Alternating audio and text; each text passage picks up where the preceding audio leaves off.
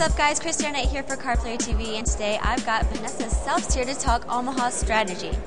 Now, one of the things in Omaha that's really hard is proceeding in the hand, because there are so many cards that could make your hand obviously not the best anymore. So let's talk about when you flop the nut straight and maybe there's a flush draw on the board. What things are you considering when figuring out how to proceed in the hand? Well, it really depends on like what nut straight you're talking about. So if I flop like the flop is 3, 4, 5, and you've got 6, 7, you have a much better chance of your hand holding up than if you've got a hand like 7, 8 with no redraw and the board is 6, 9, 10 with 2 clubs, where now there's flush draws out there. Any sort of Jack, Queen, King kind of wrap is likely to beat you. So I guess it just really depends on on what kind of like nut straight you have. But on the boards when it's like 6, 9, 10, you've got 7, 8 and no redraw. I think it's like, even in position, I think far too many people just like get all their money and went off. And if you get your money in like a 3-way pot, someone's gonna have a flush draw or maybe a set, and then someone else might have like a Jack, Queen, King. And I don't really know the odds off him, but I know that your hand's not likely to be the best by the river. So, right. I definitely don't mind like if someone bets, maybe like smooth calling sometimes. It's sort of like trapping and being deceptive, but it's also just waiting for a safe card to roll off on the turn.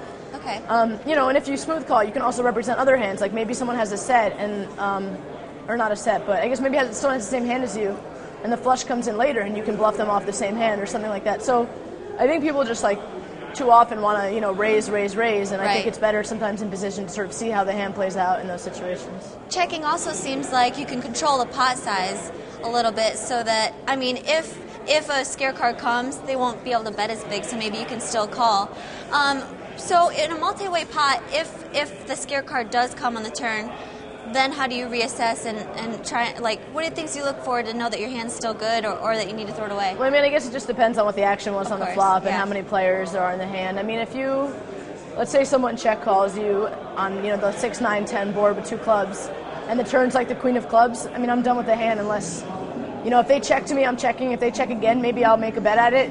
But most of the time, I'm just going to, not even in that situation, I'm just going to be done with the hand. But also there's other people you can induce to do things that you want. So like I said, if I get check raised, on the hand and I smooth call and the turn's the Queen of Clubs and they check to me, then almost I'm going to bet because I think that there's a good chance I'm going to get them off the same hand. Right. Okay, well, let's get specific. So let's say you flop Queen, Jack, 10, you've got Ace, King, but there's 2 clubs and it's a multi-way pot. Do you suggest ever squeezing out maybe draws if you're maybe not in position and there's people behind you and someone bets? Yeah, well, I don't know about, squeezing out draws. Ace King on a Queen Jack 10 is a lot different than the other hand I was talking about, because Ace King, all you're worried about is a board pair or a club. I mean, that's a lot of the deck, but there's a good chance that, you'll be able to get your money in good, like if you raise or whatever. So I think less important than squeezing out draws is that if you raise, as long as you have the kind of image where they think that you can be on a draw yourself, you're going to still get value from worse hands. So it's not as much squeezing out draws, but I think it's like getting value for your hand.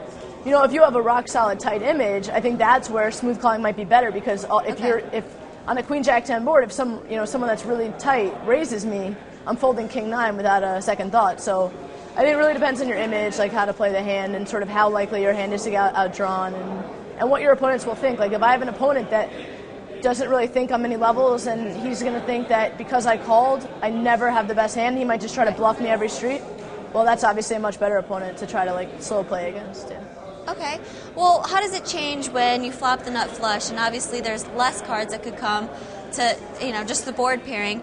Do you play that a little slower maybe than flopping the nut straight? I won't give you the it depends, although it does. It just depends on how likely my opponents are to call. I mean, I think with the nut flush, there's almost no reason to slow play, because people I've seen call down with like 5 high flushes on 3 streets just because they think that you're probably bluffing with just the ace or something like that. So just given how prone people are to like calling down all the time, I don't really slow play. I think that like in that situation, I probably wouldn't be slow playing that often, but I don't mind. Obviously, like depending on situations, definitely you're right. It's less scary. There's less chance of getting outdrawn. Like as long as the board doesn't pair, you're set. So there's definitely merits to slow playing and to raising.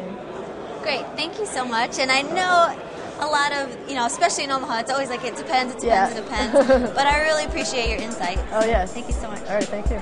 Christiana with Vanessa Selbst for Card Player TV.